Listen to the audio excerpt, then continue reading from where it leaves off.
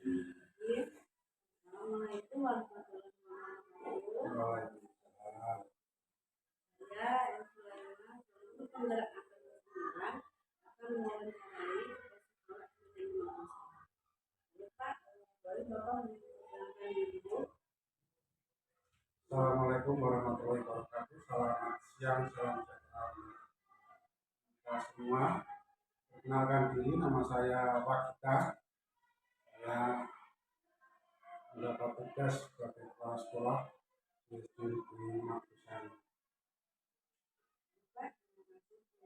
Langsung saja ke isi wawancara. Yang pertama, selama ini bagaimana Bapak dapat mengidentifikasi kasus-kasus yang merupakan dilema kita atau bukan? Terima kasih atas pertanyaannya, bahwa setiap kasus permasalahan yang ada di sekolah atau pada kantor pada umumnya, kita selalu mengidentifikasi masalah dan kita lihat permasalahannya apa, dan kita membuat prioritas menyelesaikan masalah. Nah, dari prioritas tersebut tentu akan ada dampak yang ditimbulkan terkait dengan biaya, waktu, dan sebagainya. Kemudian kita juga harus menyesuaikan dengan timing waktu yang tepat kapan masalah itu diselesaikan. Selanjutnya kita menerapkan strategi, bahwa saya orang yang termasuk suka, senang dalam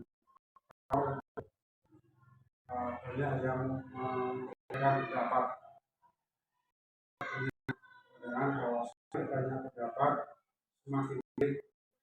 Semua pendapat harus diterima, dan saya melihat semua pun pendapat itu positif karena tidak ada alasan yang pendapat tersebut. Kemudian dari pendapat-pendapat yang ada ini diprioritaskan mana yang harus segera ditanggapi, mana segera dibahas, mana yang harus segera dilaksanakan. Ini sehingga strategi yang kita buat adalah masalah itu dibuat lebih sederhana, dan jangan lupa kita selalu mengerjakan secara tim. Tiap teman yang ada di sekolah kami selalu diberi peran sesuai dengan talentanya masing-masing. Baik, selanjutnya, selama ini bagaimana Bapak menjalankan keputusan sekolah, terutama untuk kasus-kasus di mana dua kepentingan yang sama-sama benar atau sama-sama mengandung nilai kebajikan? Baik, saya lalu sekali lagi selalu berpandangan positif kepada semua pendapat, sehingga saya yakin pendapat apa yang disampaikan oleh teman-teman kami ini benar. Ini alasannya latar belakangnya yang berbeda. Nah, dari pendapat-pendapat tersebut ataupun dari nilai-nilai kebajikan yang ada di dalamnya, kita akan menyelesaikan kasus mana yang merupakan dilema etika ataupun rujukan moral, sehingga keputusan yang diambil memiliki manfaat yang luas dalam jangka panjang. Tiga, langkah-langkah atau prosedur seperti apa yang biasa Bapak lakukan selama ini? Baik, tentu kita akan segera menindaklanjuti dengan mempelajari, menganalisa kasus yang terjadi, kemudian mengumpulkan data dan fakta. Kemudian saya akan menyimpulkan, tentu saja dalam menyimpulkan ini hasil dari diskusi sama teman-teman ataupun teman guru. Selanjutnya mengambil keputusan berdasarkan hal-hal yang telah didiskusikan tersebut.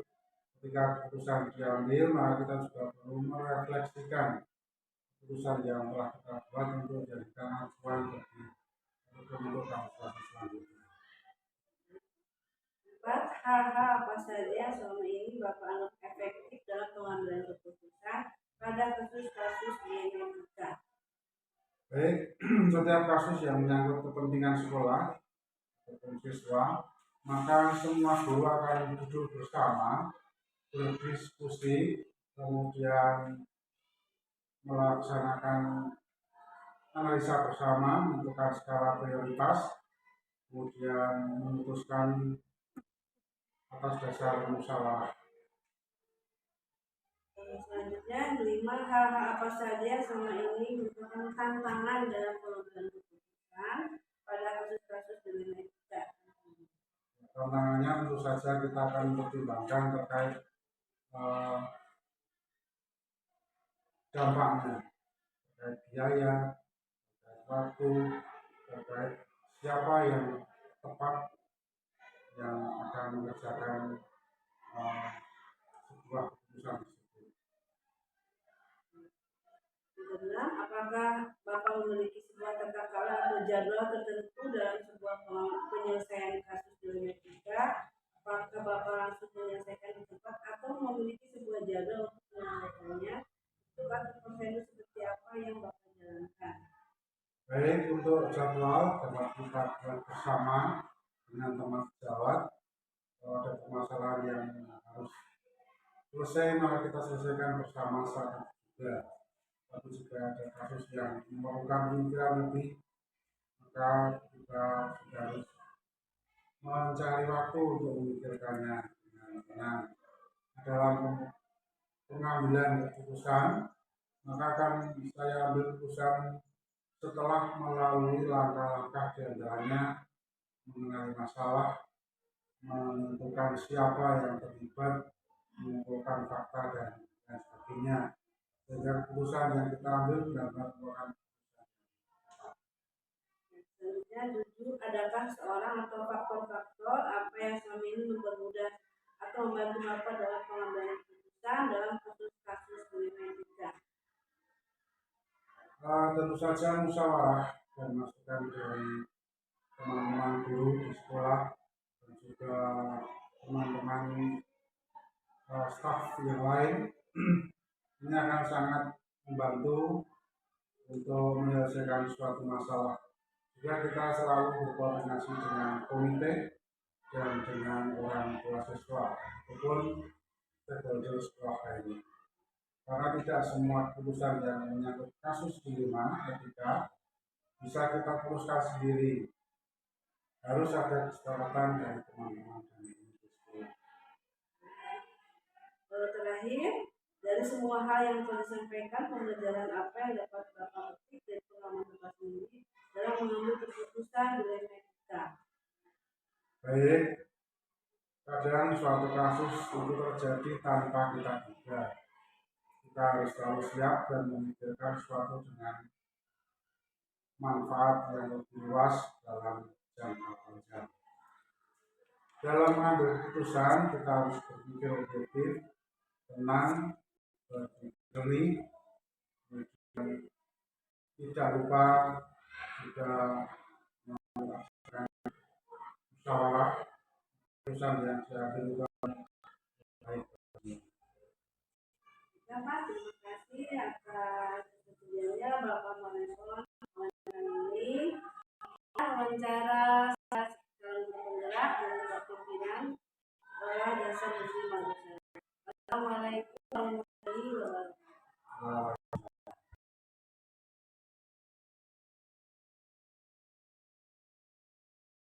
Warahmatullahi wabarakatuh. Waalaikumsalam warahmatullahi wabarakatuh.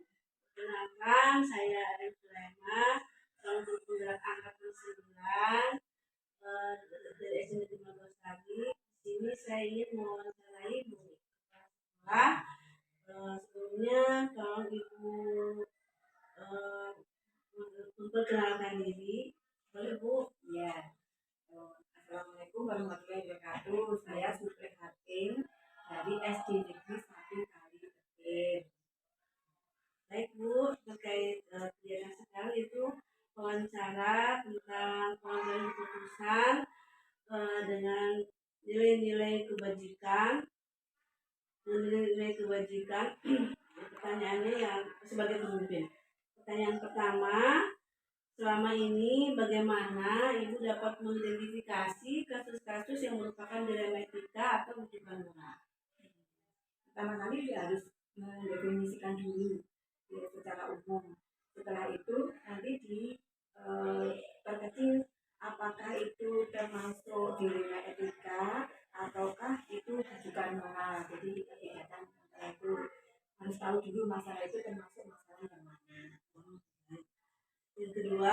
selama ini bagaimana Ibu menjalankan pengambilan keputusan sekolah, terutama untuk kasus-kasus di mana ada dua kepentingan yang sama-sama benar atau sama-sama mengandung nilai kebaikan.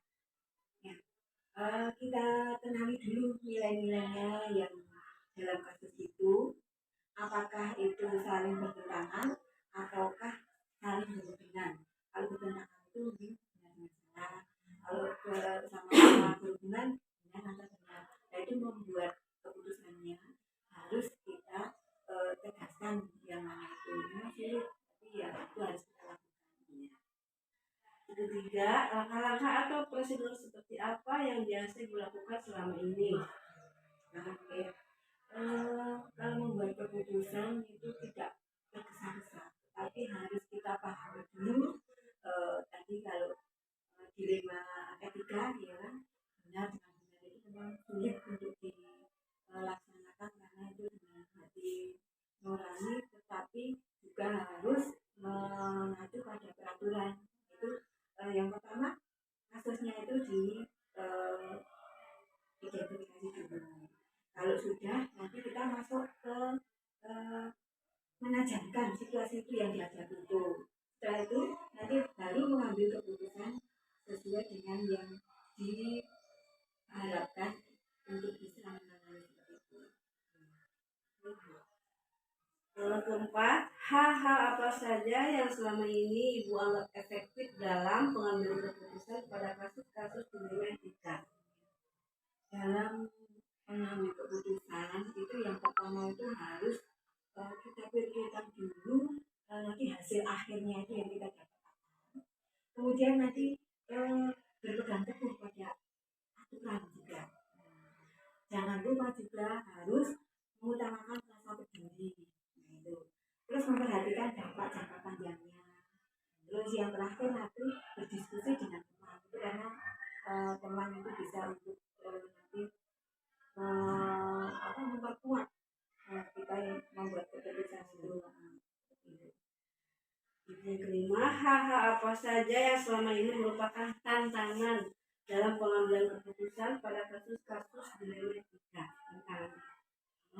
Tantangannya yang tentu saja dalam mengambil keputusan itu, keputusan itu kalau semua harus benar, bersinggungan antara masalah dilema benar dengan benar, itu yang membuat tantangannya lebih rumit untuk memikirkannya.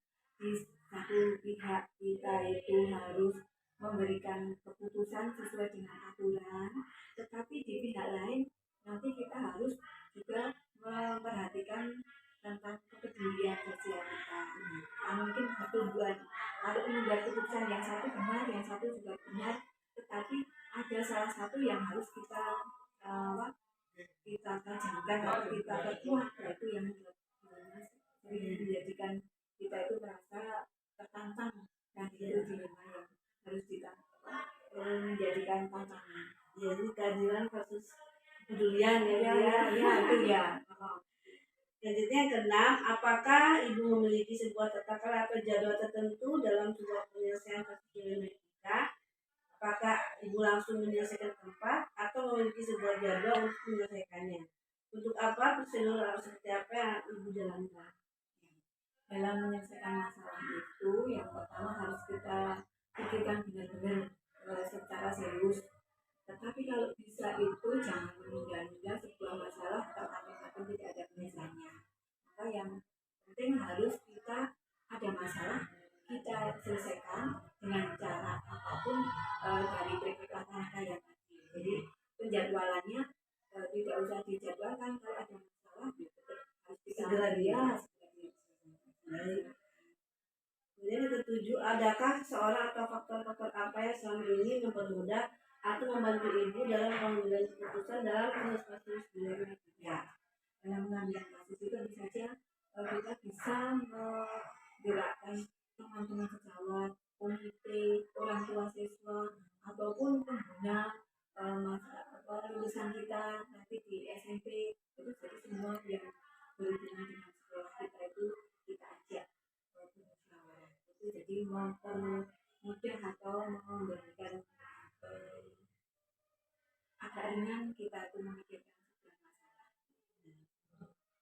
8 terakhir Bu, dari semua hal yang telah disampaikan, pembelajaran apa yang dapat Ibu petik dari pengalaman Ibu sendiri mengambil keputusan dilema etika? Mengambil keputusan tidak terburu-buru. Terus mengambil keputusan harus jangan berdasarkan emosi, harus kita teliti, kita cermati, tidak hanya bersifat emosi kita yang kita tonjolkan. Yang lainnya harus berpikir jernih dan juga harus memikirkan dampaknya ke depan. Juga harus bertanggung jawab seperti yang kita inginkan itu nanti bisa hasilnya bisa sesuai maupun tidak sesuai itu menjadi tanggung jawab kita. Jadi perlu kehati-hatian dan kemudian Baik Bu, alhamdulillah sesi wawancara ini telah selesai Ibu sangat bagus kan dia pertanyaan sangat lancar. Terima kasih Ibu. Kali ini menambah wawasan saya tentang pengambilan keputusan dan pengalaman Ibu yang ini sangat bermanfaat bagi saya. Terima kasih Ibu atas waktunya bersedia saya wawancara. Wassalamualaikum warahmatullahi wabarakatuh. sama semoga bermanfaat. Waalaikumsalam warahmatullahi wabarakatuh. Ibu, ini tema 9 tidak istilah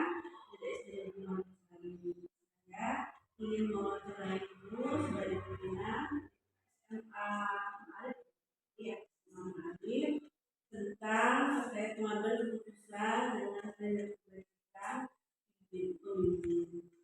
Ibu boleh diperkenalkan diri. Pak Ibu yang mau dilihat dulu lalu dari penjelasan ke wawancaranya pertama selama ini bagaimana Ibu dapat mengidentifikasi kasus-kasus yang merupakan etika atau kalau yang etika itu kan kasusnya bahwa saya memiliki kemudian ada yang membutuhkan juga punya kebenaran tersendiri. Jadi mereka sama-sama benar, tapi secara aturan itu tidak digunakan. Nah, jadi saya identifikasi dari situ. Ketika ada pelanggaran, saya akan identifikasi apa karena ini bukan sebuah kebutuhan. Jadi merasa benar itu kan dibuktikan. Jadi selanjutnya selama ini bagaimana Ibu menjalankan pengambilan keputusan sekolah terutama untuk kasus-kasus di mana ada kepentingan yang sama-sama benar atau sama-sama mengandung nilai kebajikan.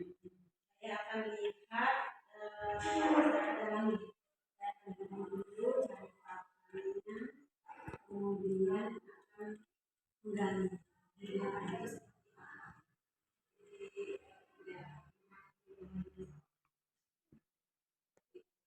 yang ketiga, langkah-langkah atau prosedur seperti apa yang biasa dilakukan selama ini?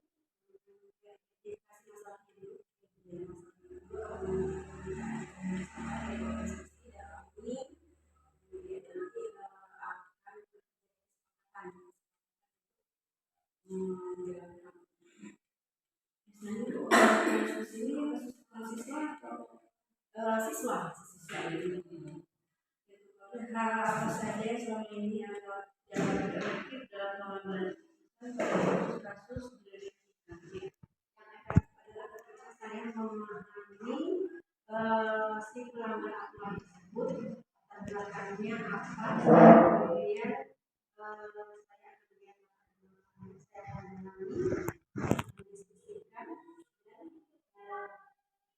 si pelanggar itu menjadi paham kenapa dia harus mengikuti aturan. Kelima, hal-hal apa saja yang selama ini merupakan tantangan dalam pengambilan keputusan pada kasus-kasus tantangannya adalah pihak yang jadi target aturan tersebut adalah dirinya merasa benar. Jadi melanggar aturan, dia itu merasa benar dan sulit untuk diajak sama-sama memahami aturan tersebut. Kalau dia benar aja ya.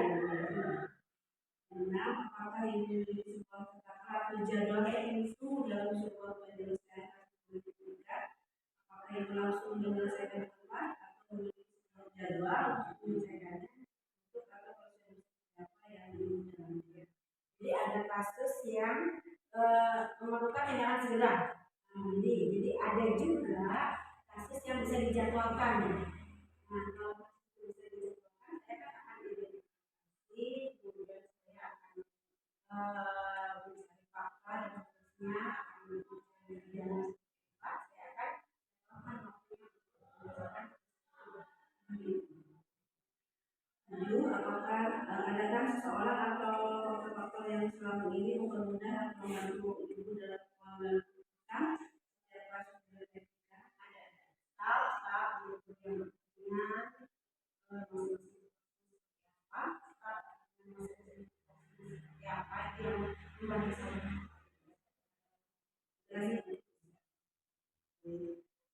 Dari semua hal yang saya sampaikan, menurut dalam apa yang dapat dari pengalaman ibu menentukan dan menentukan bahwa ketika kita mendiskusikan suatu aturan, mendiskusikan suatu kasus, tidak mengambil seseorang, biasanya itu akan menghasilkan energi yang berakhir pada tercapainya keinginan yang jadi tujuan. Baik ibu, juga ya keputusan ya. Nah, sesi wawancaranya sudah selesai. Terima kasih atas. Mohon maaf jika saya mengganggu ibu.